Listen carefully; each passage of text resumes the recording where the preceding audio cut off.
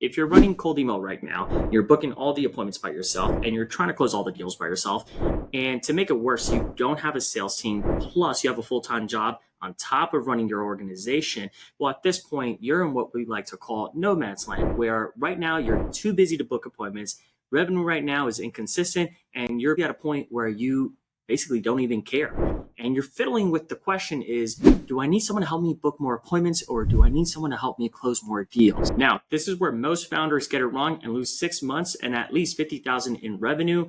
And I'm going to show you how to fix that in the next 5 to 10 minutes. So let's start with clearing up the confusion, because most founders right now are hiring blind. They lump sales into one bucket, and that's the first big mistake. Sales isn't just a one hire, it's a two-part machine. You have SDRs that book appointments, and you have account executives who close those appointments. Now, here's the trap. If you hire the wrong one first, you're going to be paying someone salaries just to sit on their hands. If you bring on an account executive with no pipeline, now you just have a Ferrari sitting in the garage with no gas. If you bring on an SDR and don't have a closer, then at this point, you just have appointments that will lead to nowhere. Either way, you're wasting time, money, and momentum. Now that you separated the roles, here's the next question. Which one do you hire first? And to answer that question, we need to look at what would happen if you're a closer, but no one is filling up that pipeline for you. Yes, you're closing deals, but you don't have time to prospect. Your pipeline right now is starting to look like Swiss cheese, and you're waking up every morning just telling yourself, man, I know I just need more at-bats at this point. That's when you hire an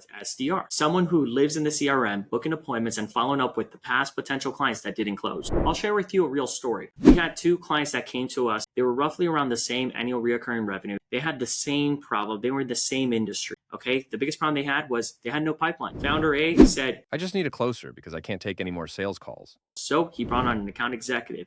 The account executive came in, and because he had no pipeline, he was making the phone calls. First month, crickets, no leads, no appointments came through. Unfortunately, nothing happened. On the other hand, founder B said, you know what? I just need someone to build that pipeline for me, and I can focus on closing the deals. So he brought a sales development representative. In the first 30 days, that sales development representative ended up booking him 15 appointments on the calendar, and he ended up closing 2 deals out of it. And then he said, okay, great. Let's compound this again. And again until he could remove himself from the process by adding an account executive to the team. 60 days later, founder A ended up letting go of that account executive because he realized he got him way too early. However, founder B realized that he, on his end, made the right call. So he doubled down again, brought in another sales development representative. And before you know it, another 60 days later passed, and he was ready to bring on an account executive onto his team. And that's the game. You don't buy a couch before you buy a house. But let's flip it for a moment. What's to say if the opposite were true? Remember, at this point, you have leads, you have volume.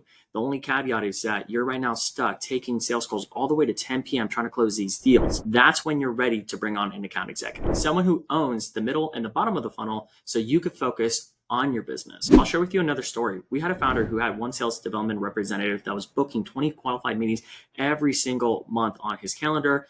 And he told me, James, I'm at a point where I'm just getting burned out.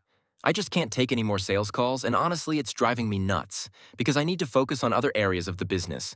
However, I just can't see myself removing myself because no one is as good as me. He needed someone that had deep understanding of SaaS background, and he needed to work with someone who's also worked with a team of that size before. So what we did was we got crystal clear on the ICP that he was looking for, also known as the ideal candidate profile. We ended up placing an account executive into his business that had a deep understanding of software, someone who really didn't need no hand-holding. And under 90 days, the close rate ended up jumping 12%. The sales cycles ended up dropping by 9 days. And the best part about all this, the founder was able to get back his time and get out of the sales grind. That's what you call the right move. You don't throw a closer into a dry pipeline. You throw them into a proven process that's already working. Now, here's where it can really go sideways. And some founders try to split the difference. From time to time, I'll hear a founder tell me, well, you know what? I'll just get a full cycle rep, someone who can make the calls, book the appointments, and close the deals.